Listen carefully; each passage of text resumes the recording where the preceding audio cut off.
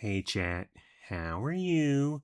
Sighs like I just watched a 63-year-old man run really fast. So, I watched Mission Impossible 9, aka Mission Impossible Dead Reckoning Part 2, aka Mission Impossible The Final Reckoning. What had happened was in 2023, Mission Impossible Dead Reckoning Part 1 came out, and due to lackluster box office, only $571 million. Really, Xenu?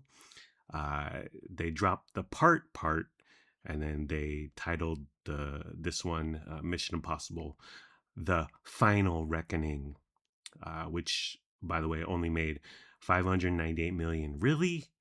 We're 2 million short, people. L. Ron Hubbard, start selling those overpriced candy bars. Let's get this fund raising going.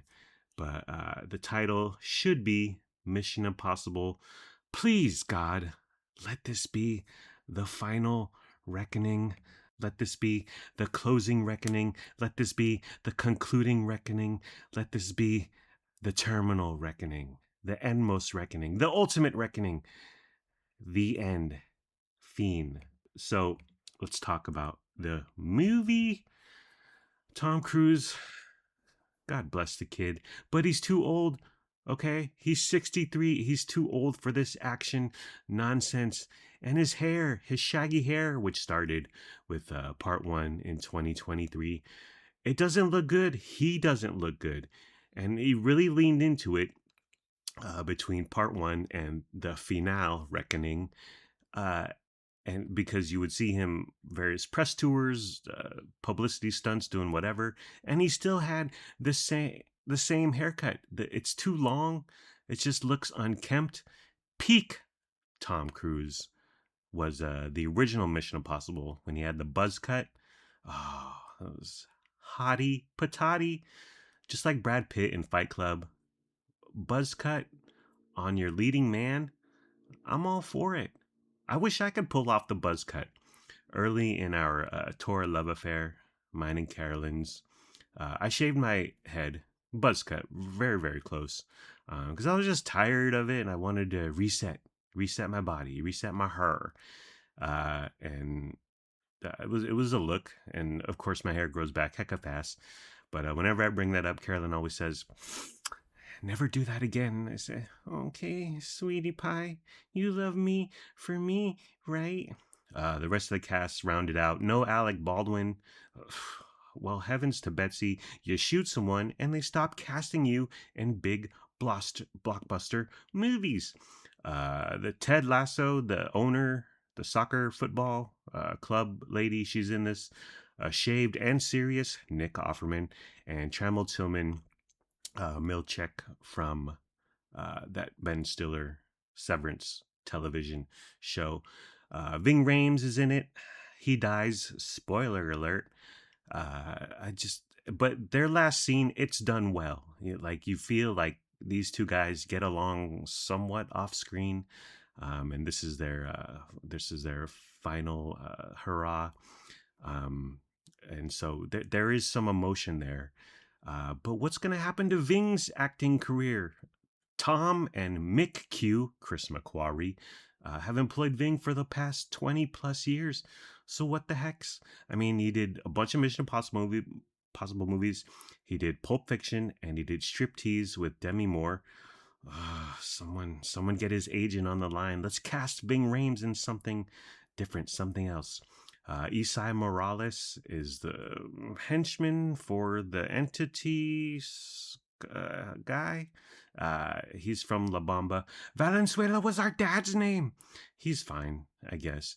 This movie is so self-serious. And Mission Impossible can do comedy. It can have light moments, and it tries a few times here. But for the most part, there is just a lot of talking. What are they talking about?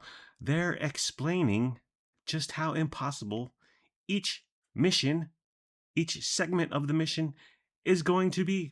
So they just yap on and on about these ridiculous premises. You got to run over here, and then I got to get the bomb over there, and then the time's got to be right over here, and then I got to shoot a gun over.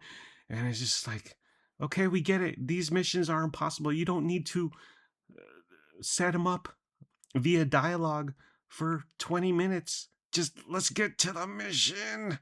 Another annoying thing is before a big action set piece, they do like a little sizzle reel, like a preview of the what's coming up in this next scene, and it's like, why you're taking me out of the movie?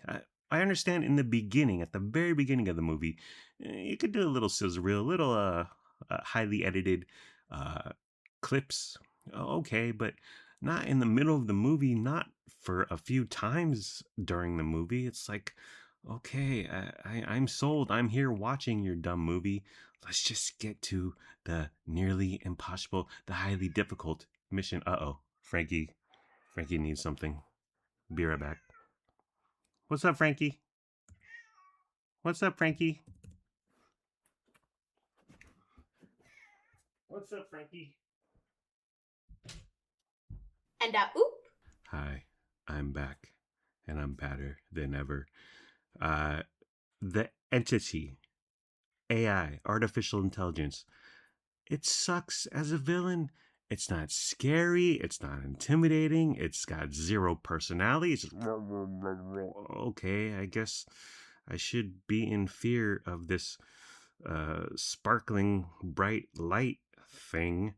At one point, Tom puts on a mask, and then they put him into a bed chamber kind of thing, lower him into this case, and he channels the entity. The entity enters his mind, and it's like, okay, it reminded me of the e-meter that Scientologists do, where they strap you up and then they ask you about your sexual proclivities so they can blackmail you later. World annihilation is at stake because, of course, it is. At one point, sled dogs are used because they're traversing some frozen tundra out in the snow and the ice somewhere. And I was like, are these dogs being treated humanely? Someone call Bradshaw Animal Shelter. Another something dumb that's in this sort of movie. Angela Bassett is the president, okay? And then the AI starts taking over other countries' weapon systems. So Angela Bassett decides she's going to launch preemptive nuke strikes on all these countries, okay? But her team, her staff, her administration, whatever, they convince her to bomb an American city as sort of like a charity, like a peace offering. Like, we're gonna bomb the hell out of you, but we're gonna take out Chicago too. So we're good, right? China / Russia / UK. Very stupid, very dumb. So there's two huge action scenes. One is the submarine, where he dives down a submarine. He's swimming through there. It's a flooded submarine. It takes too long. It's too real time. It's like, this is how long it would actually take if Tom Cruise dove into a sub and had to swim from one end to the other. Have a little editing, a little time lapse, speed up the footage, Mick Q, and it's cool. I mean, at one point he's swimming through a part of the sub with a bunch of missiles, and the missiles are floating and they're slamming into his shoulders, and it's like, okay, this is cool, this is different. But there's no dialogue because it's just him. It's pure silence, and he's got some ridiculous diving mask on that he looks like he's in Minecraft or something, and it's just like, okay, this is going too long. And then the second big action scene near the end is the plane flight, which is so ridiculous. It's him in one plane and Isai Morales in another plane, and they're like the World War I planes, so it's like an open cockpit. It's just a little seat, and then it's just them, and it's just so over the top and dumb. At one point, Tom's steering the plane with his feet, and then there's a knife fight while flying this plane. And then it morphs into a gunfight, still flying the plane. And then a plane catches on fire, and then you parachute from the fiery plane. And it was just like, okay, is this really what we're doing with our one precious fleeting life? This is so dumb. It's just not believable. Tom, he's in his chonies in a few scenes, his underoos, his draws, if you will. And yeah, the guy looks great, but he's 63. He's no longer uh, 30s Tom Cruise, 40s Tom, 20s Tom Cruise. He's an older gentleman, and he's just not as built, taut, yoked as he used to be. And so you're just like, okay, Tom, I get it. Yeah, you can run around really fast, but can we all can we all just move on? Is money that important? Tom, listen, in the end, I'm glad I watched it. It was a fine movie. It's nearly 3 freaking hours. It does not need to be nearly 3 freaking hours. You could have cut half, half the runtime. You could have cut. But it's a solid movie. It's a closing end chapter or whatever to the Mission Impossible intellectual property. But it's not good. It's not a good movie.